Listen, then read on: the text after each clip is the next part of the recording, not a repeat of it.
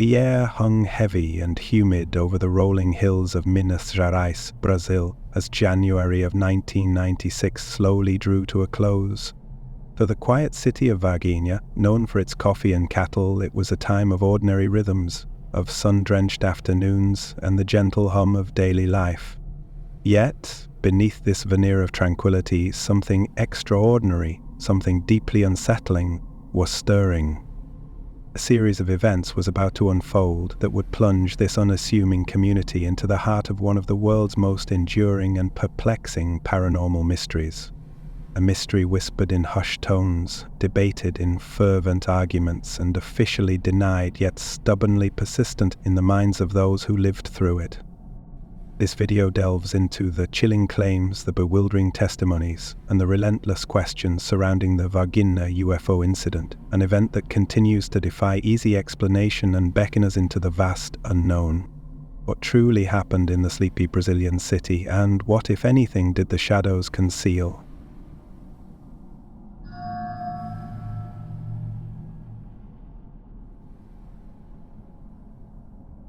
The story of Varginha, as many believe it began, predates the most sensational claims by a full week. It was January 13th, 1996, when the first whispers of something amiss started to circulate, hushed among the rural folk on the outskirts of the city. Eurico Rodriguez and his wife Aurelina were humble farmers, their lives dictated by the rhythms of the land. But on that quiet Saturday, their routine was shattered. They claimed to have witnessed a truly colossal cigar-shaped object, dark against the mid-morning sky, descend silently and crash into a remote field on their property. It wasn't the fiery spectacle one might expect from a conventional aircraft disaster. Instead, it was described as a controlled descent, albeit one that ended in an unexpected impact. The object was reportedly large, perhaps spanning many meters, and made an unnervingly soft sound as it sank quietly into the soil. The couple, understandably, were terrified. They did not approach the wreckage, their fear outweighing their curiosity. Their initial report, though less dramatic than the events that would follow, serves as the critical prelude for believers, a silent precursor to the chaos about to erupt. For those who lean into skepticism, the timing and details of this initial account are often questioned. Was it truly a separate event, or merely a memory shaped by the more sensational tales that emerged later? It's a fundamental challenge in such cases, separating what truly transpired from the powerful psychological currents of rumor and fear. Regardless, the alleged crash set the stage, creating a logical, if unproven, explanation for the unusual visitors that would soon appear. The scene was unknowingly set for the world's gaze to turn towards Varginha.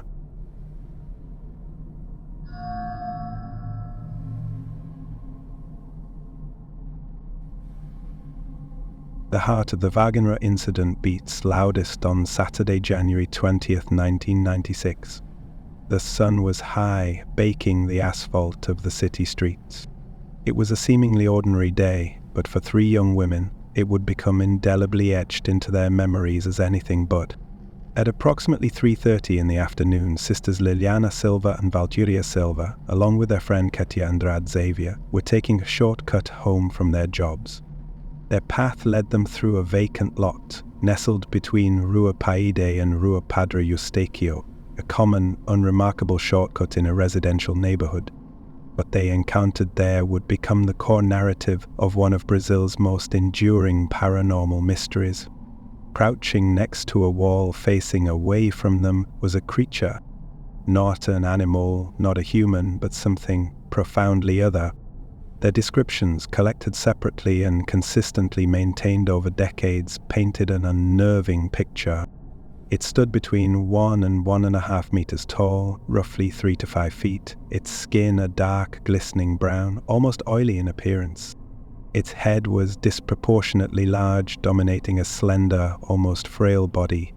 But it was the eyes that truly captivated and terrified them, immense reddish brown with no discernible pupils, fixed and unblinking. And on its head, 3 distinct bulbous protuberances like horns or perhaps engorged veins protruded from its skull. The creature appeared to be injured, its movements awkward and pained as if it had suffered a recent trauma. There was no clothing, no adornment, just this raw, unadorned form. Frozen in terror, the young women could only stare for a few agonizing moments before their instincts took over. They fled, running home in a frantic panic to recount their unbelievable tale to Liliana and Valkyria's mother, Luisa Helena da Silva. Luisa, a practical woman, initially dismissed their wild story as childish fantasy or an overactive imagination. But her daughter's genuine distress, their trembling bodies, and the terrifying consistency of their accounts eventually persuaded her to visit the vacant lot herself. She found no creature, but what she did find was an unusual pungent odor hanging in the air, described as ammonia-like or sulfurous, an acrid scent that defied easy explanation and lingered long after the alleged encounter. This eyewitness account by the three young women quickly became the anchor of the Varginha narrative. For believers, their perceived sincerity and the unwavering consistency of their testimony, despite intense public scrutiny and even ridicule, offered powerful validation. For skeptics, however, the inherent unreliability of eyewitness accounts, particularly under extreme emotional duress, presented a significant counterpoint. Could fear have warped their perception, turning something mundane into a monstrous image? The debate had only just begun.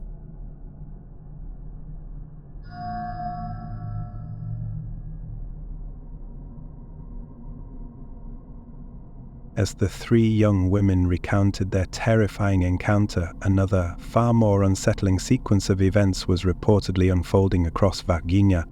Rumors began to ripple through the city, gaining speed with each passing hour. The Brazilian military, specifically elements from the prestigious Escola de Sarganos das Armas from nearby Três Corações, along with local fire department units, were allegedly engaged in a clandestine operation to capture not one, but multiple strange creatures.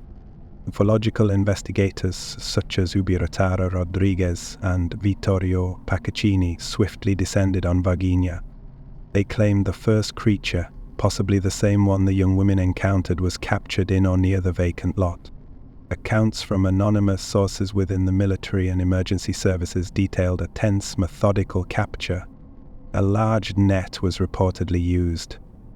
Once secured, the creature was loaded onto a canvas-covered truck, shrouded from public view, and whisked away to a local medical facility, the Regional Hospital of Varginha, for what was described as an initial top-secret examination. But the story didn't end with a single capture. The narrative quickly expanded, alleging that a second, equally bizarre creature, also seemingly injured, was apprehended later the same day, or in the very early hours of January 21st. This second capture reportedly occurred near the local zoo, involving a more visible, organized military presence. This entity was said to be in even worse condition than the first, prompting even greater urgency in its handling. Perhaps the most disturbing claim involved a third alleged creature, this one potentially already deceased upon recovery. It was reportedly found at the initial crash site on the Eurico Rodrigues farm, smaller and more fragile than the others. The implication was clear: a crashed object, multiple occupants, and a swift, coordinated military response to secure and conceal them. The widespread reliance on anonymous sources from within the military, police, and medical communities forms a crucial, yet inherently challenging aspect of the Varginha narrative. These individuals, often speaking under the condition of strict anonymity for fear of professional repercussions, leak details to ufologists, seemingly confirming aspects of the story. For instance, Lieutenant Colonel Olimpio Wanderlei, a former head of the local military police, was later alleged to have confirmed to ufologists that a secret operation had indeed taken place. Similarly, alleged hospital staff and other military personnel provided compelling, though unsubstantiated testimonies of seeing strange bodies or witnessing highly unusual covert activity. For believers, these anonymous accounts are the lifeblood of the investigation, the only pathway to truth when official channels are sealed shut by denials.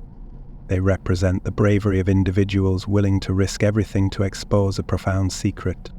However, for skeptics, the reliance on unverified, uncorroborated statements from unnamed sources presents a critical weakness. Such claims, they argue, are prone to misinterpretation, exaggeration, or even deliberate fabrication, especially when fueled by a burgeoning public fascination. The absence of verifiable names, ranks, or official documentation renders these testimonies impossible to independently confirm, casting a long shadow of doubt over their authenticity. As these rumors swelled and combined with the young woman's vivid account, the city of Varginha found itself caught in a swirling vortex of speculation. Official channels almost immediately began to issue strong denials, dismissing the mounting reports as mere fabrications or misinterpretations. Yet the palpable military presence, confirmed by numerous residents who saw the vehicles and personnel, coupled with the sheer volume of claims, only served to intensify public interest. The battle lines were drawn between those who believed an alien encounter of monumental significance had occurred and those who steadfastly dismissed it as a product of rumor, fear, and overactive imaginations.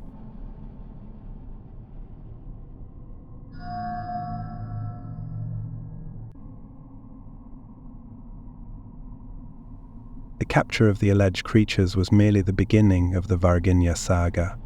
That became of them next forms some of the most chilling and controversial claims of the entire incident, drawing parallels to infamous narratives of secret autopsies and clandestine transfers. According to ufological accounts, citing a network of anonymous sources within medical and military circles, at least one of the creatures succumbed to its injuries shortly after its apprehension, possibly dying from trauma sustained in the alleged crash or during the capture itself. This deceased entity, and potentially others, was then reportedly subjected to an extraordinary, top-secret post-mortem examination. The initial whispers suggested that the creatures were taken to the local regional hospital of Varginha. Nurses and doctors, speaking in hushed tones to ufologists, claimed to have witnessed strange bodies being brought in or observed highly unusual, restricted activity within the hospital corridors. Yet, no direct, verifiable testimony from any hospital staff has ever materialized, and the hospital administration has consistently and unequivocally denied any involvement in such events. The narrative then shifted, pointing to Humanitas Hospital in Varginha as another site of alleged activity. Here, a doctor named Rodolfo Botel was approached by ufologists, to whom he allegedly stated that on January 20th, a bizarre creature had indeed been brought to Humanitas. He purportedly described it as small with large red eyes and suffering from a severe internal hemorrhage. This testimony, if it were true, would be a monumental piece of evidence. However, Dr. Botelho later either recanted these statements or vehemently denied ever making them, attributing any reports to misunderstanding or misquotation. The shifting nature of this particular account has been a persistent point of contention for skeptics. The most sensational and widely circulated claim, however, involved a transfer of profound significance. It was alleged that the deceased creature or creatures were subsequently moved to the highly respected University Hospital of Unicamp, a premier medical institution located hundreds of kilometers away in the state of Sao Paulo. Here, under an impenetrable veil of secrecy, an autopsy was reportedly performed. These alleged autopsies described a physiology so alien it could upend everything we know about biology. The alleged autopsies were overseen by high-ranking military officials.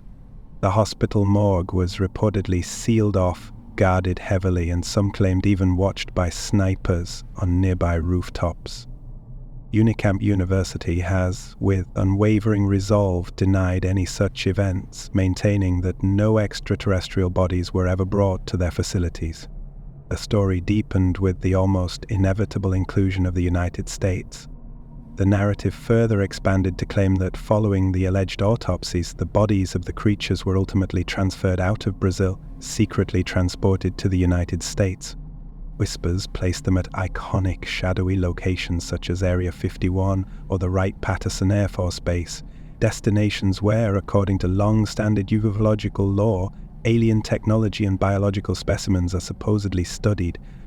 This international dimension perfectly aligns with a common ufological trope: powerful governments conspiring to acquire and conceal alien contact. These alleged transfers and autopsies remain profoundly controversial. For believers, they are the very core of the cover-up, demonstrating an undeniable, concerted effort by multiple authorities to hide a truth of immense global significance. The secrecy itself, they argue, is evidence of something truly extraordinary. For skeptics, however, these claims represent the classic embellishment of a local rumor, growing in scope and sensationalism as it gains traction. The complete absence of concrete, verifiable evidence from any of the named medical institutions, the lack of leaked documents, and the unwavering official denials from all involved parties remain insurmountable obstacles to the acceptance of these claims as fact. The profound mystery of the Varginha entity's ultimate fate persists, trapped between fervent belief and unyielding skepticism.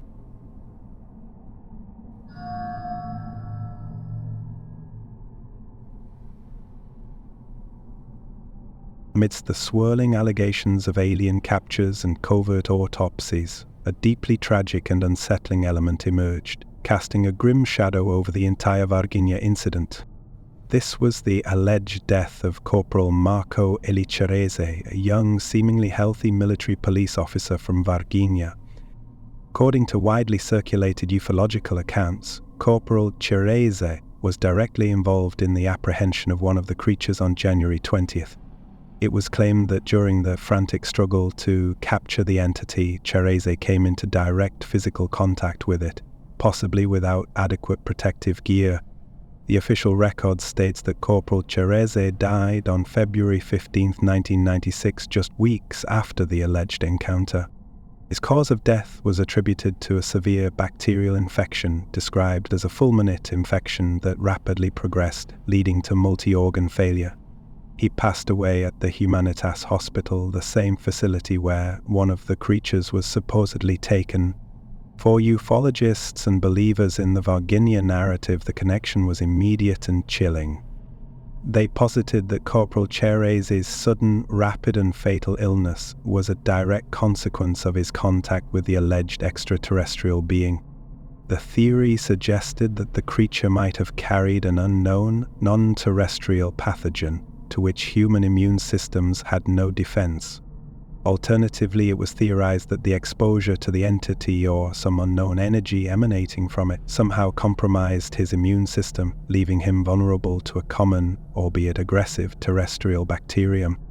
The Brazilian military police, however, adamantly denied any connection between Corporal Chereze's tragic death and the alleged UFO incident.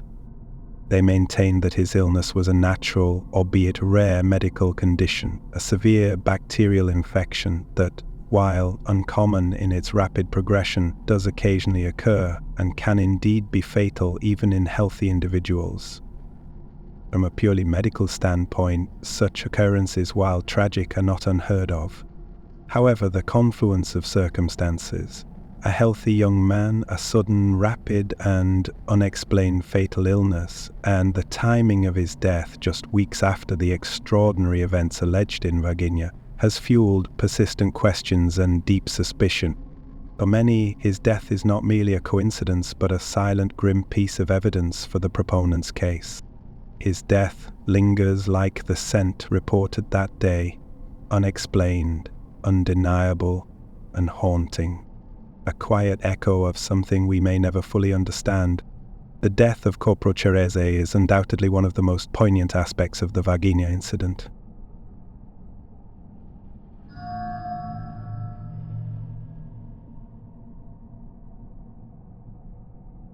For every assertion of alien presence in Varginha, a counter-argument emerges carefully constructed by skeptics who seek to ground the extraordinary claims in conventional reality. Their arguments are often rooted in the principles of scientific methodology, the fallibility of human perception, and the natural human tendency to embellish and sensationalize. The most prominent skeptical explanation for the three young women's terrifying encounter is the Mudman theory. This theory, championed by local journalists and later embraced by the Brazilian military, proposes that Liliana, Valqueria, and Katia encountered not an alien, but a homeless, mentally ill man. This individual was known to frequent the vacant lot and was often seen disheveled, covered in dirt or perhaps mud. The theory suggests that in the dim light of dusk, combined with the young woman's extreme fear, this man's disheveled appearance could have been misidentified. The 3 protuberances on the head, for example, could have been matted hair, dreadlocks, or even some form of head covering obscured by dirt. The smell, reported by Luisa Helena da Silva, could simply have been severe body odor. Opponents of this theory argue that it provides a far more plausible terrestrial explanation for the young woman's central eyewitness account, without resorting to the supernatural. Critics, however, point to the remarkable consistency of the young woman's description, especially details like the large reddish-brown eyes and the complete lack of clothing, which do not align perfectly with the Mudman scenario. Furthermore, this theory fails to account for the alleged military involvement or the other creature sightings. Another skeptical viewpoint posits that the creature could have been a misidentified animal. Perhaps a deformed wild animal, an injured dog, or even a sloth, seen under stressful conditions, could have appeared monstrous to terrified witnesses. However, the consistent description of a bipedal stance, a large, distinctly shaped head, and the unique protuberances generally make this less convincing to many. Then there is the argument of a hoax or deliberate fabrication. This perspective suggests that the entire incident was either concocted by the young women themselves for attention, or, more commonly, that ufological researchers inadvertently or deliberately manipulated their testimonies to fit a pre-existing narrative of alien contact. However, the young women have steadfastly maintained their story for decades, enduring intense scrutiny and ridicule. Their unwavering consistency for many observers makes a simple hoax theory less compelling. Skeptics also emphasize the powerful role of mass hysteria and the rumor mill. In a relatively small, close-knit community like Varginha, a single unusual event can quickly be exaggerated and embellished as it is retold from person to person. The rapid dissemination of the story, particularly with the intervention of interested ecological parties, could have led to a narrative that spiraled out of control, accumulating sensational details along the way. The inclusion of classic UFO tropes, government cover-ups, alleged US involvement, secret autopsies, suggests a story evolving to fit pre-existing expectations within the ufological community rather than being solely driven by independently verified facts.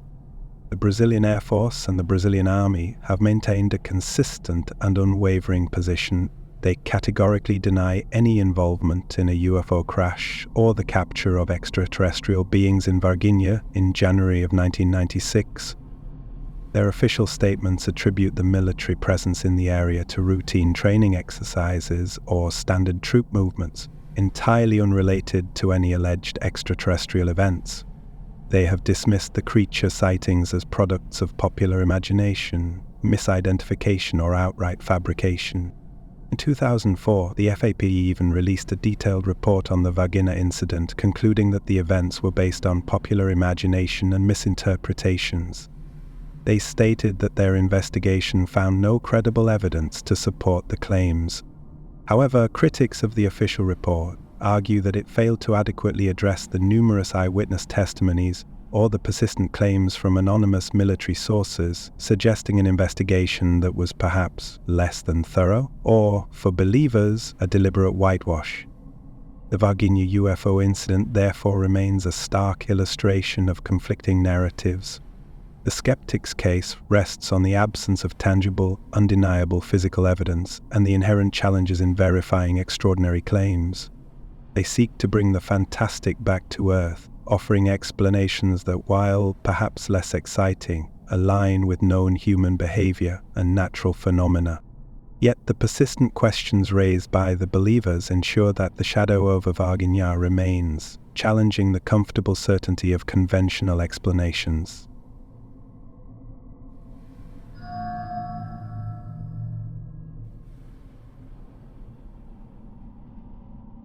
Beyond the central narrative of crash, capture, and cover-up, the Varginha UFO incident is permeated by a multitude of strange, bizarre, and outright anomalous elements that consistently baffle investigators and lend an eerie credibility to the otherwise extraordinary claims. These are the details that stubbornly refuse to fit neatly into conventional boxes, challenging both skeptics and believers alike. The creatures themselves are perhaps the most profoundly unsettling anomaly. Unlike the classic grey alien archetype, the Varginha entities were described with truly distinct features.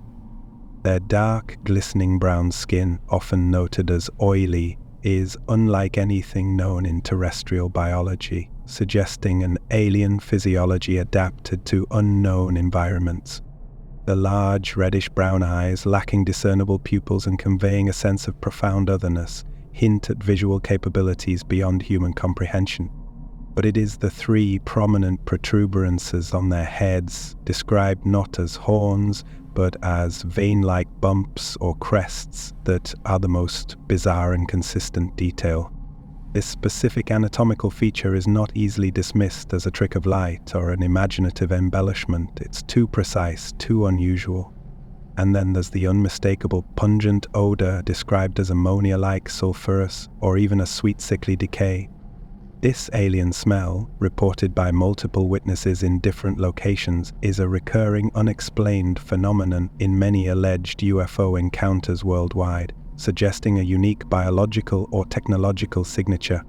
The fact that the creature seen by the young women was injured, weak, and moved awkwardly also speaks to an unusual vulnerability rather than an all-powerful alien presence. The alleged military and official responses also contain elements of profound strangeness. The sudden, coordinated deployment of multiple military vehicles, including plainclothes soldiers and fire department units, in a quiet residential area on a Saturday afternoon without any public emergency declared, is inherently unusual. The level of secrecy and urgency reported by eyewitnesses, far beyond routine exercises, raises immediate red flags.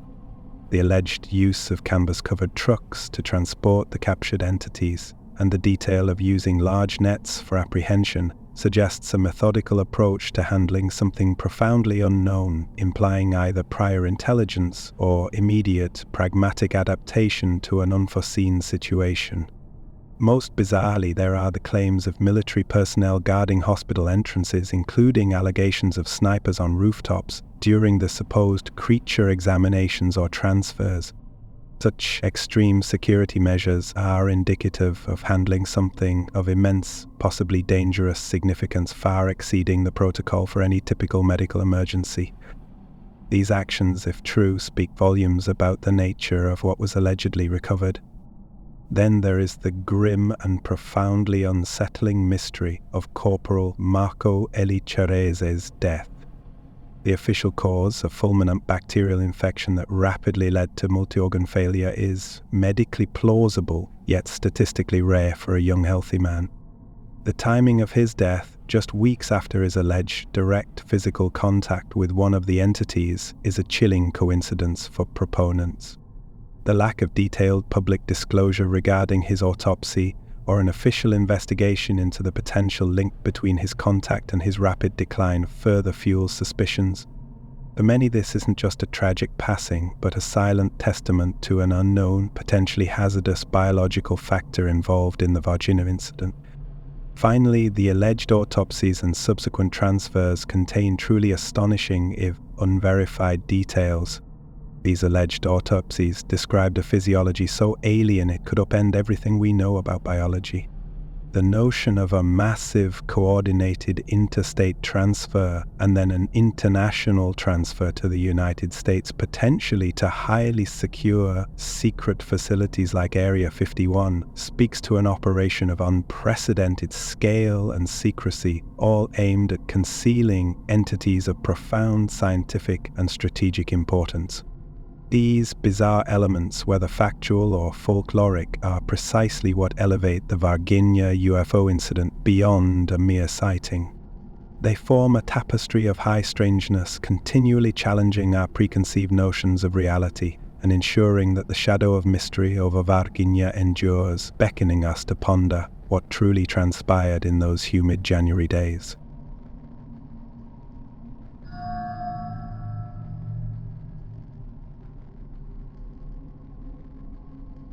The Varginha UFO incident, decades after its alleged occurrence, remains a deeply unsettling enigma, a case that continues to resonate far beyond the borders of Minas Gerais.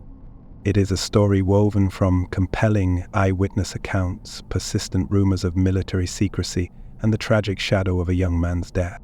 The official narrative, one of misidentification and dismissed claims, stands in stark contrast to the vivid, consistent testimonies of those who say they witnessed the extraordinary. We are left not with answers, but with profound questions. What did the three young women truly see on that fateful afternoon? Was Corporal Marco Eli Chereze's untimely demise a tragic coincidence or a chilling consequence of contact with the unknown? And what, if anything, did the canvas-covered tracks and the shadowy figures in uniform truly conceal?